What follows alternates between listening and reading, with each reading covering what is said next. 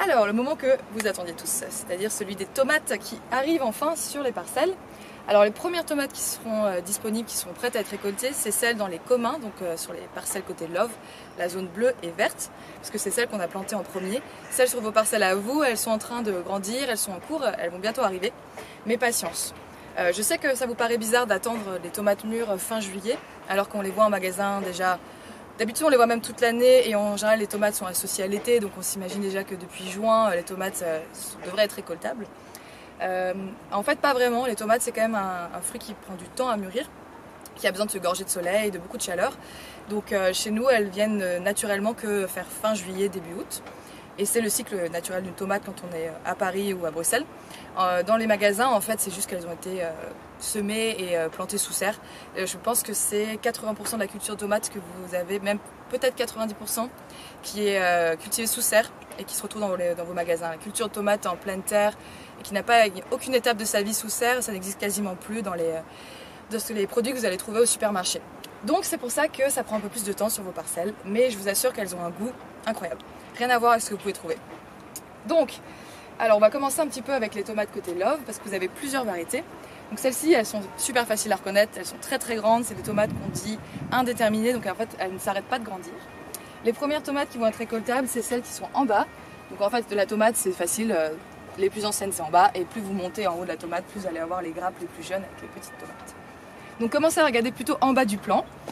Et une fois que vous avez ceci, alors en fait là c'est pas mal parce que j'ai différentes couleurs. C'est assez facile, vert évidemment, sauf si on vous le précise avec des variétés spéciales, mais ce n'est pas le cas cette année, elles ne sont pas récoltables. Quand c'est un peu jaune rougeâtre comme ça, là c'est pas terrible. Et au toucher, en fait c'est encore assez dur.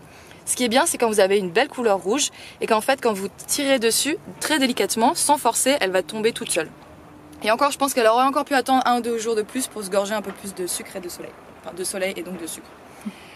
Par contre, petite particularité, parce qu'on aime bien quand même mettre des choses un peu diverses et variées, vous avez 4 variétés de tomates différentes au niveau des communs. Vous allez avoir des tomates rouges, donc les classiques que vous connaissez, hein, les tomates cerises qui sont super en cocktail, en apéritif. Mais vous avez aussi des tomates jaunes, vous allez avoir des tomates oranges et des tomates noires. Les tomates jaunes, vous allez voir, ça fait vraiment une couleur jaune quand elles sont récoltables. C'est pareil, ça ne doit pas être du jaune verdâtre, ça doit être du jaune bien flashy. Tout comme le orange. Orange, c'est récoltable. Mais pour moi, le meilleur indicateur, c'est quand la couleur est bien profonde et que quand à peine vous les effleurez, elles tombent. Si vous devez les tirer ou les arracher, c'est qu'elles sont encore trop jeunes et qu'il faut attendre un tout petit peu. Ça peut être une question de 1 ou 2 jours. Celle-là, par exemple, elle va être bonne, mais je suis sûre que 1 ou 2 jours après, elle aurait été encore meilleure. Au niveau des privés, donc on va passer sur la parcelle ici, vous avez 2 autres variétés différentes. Vous avez celle qu'on a mis en verticale, ou en horizontale pour les parcelles qui sont un peu différentes. Donc ça c'est une tomate aussi une tomate cerise, donc de ce calibre là, mais qui va rester avec un petit port, donc on appelle ça une tomate déterminée. Et la 3e variété que vous allez avoir, c'est celle qu'on a mis en haut de vos parcelles, qui ont des tomates avec un calibre un peu plus grand. Donc là c'est un peu plus chouette pour faire tomate mozza dans vos salades. Et celles-là, c'est des tomates rouges, c'est la variété défiant.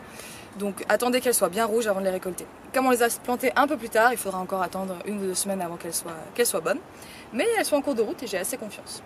Donc voilà, pour résumer, vous avez en total 6 variétés différentes, 2 variétés sur vos parcelles peas, celle d'en haut et celle en verticale, et 4 variétés différentes dans les communs, zones bleues et vertes, qui commencent à être récoltables. Allez-y régulièrement, il vaut mieux en prendre peu mais le faire de manière régulière pour que tous les fruits de la grappe soient récoltés, plutôt que d'attendre 1 mois et que votre fruit pourrisse et soit une source de propagation de maladies et au final de gaspillage. Donc n'hésitez pas quand vous envoyez à en récolter, mais n'allez pas non plus prendre celles qui sont trop vertes, c'est dommage et des fois il suffit juste d'attendre 2-3 jours. Voilà.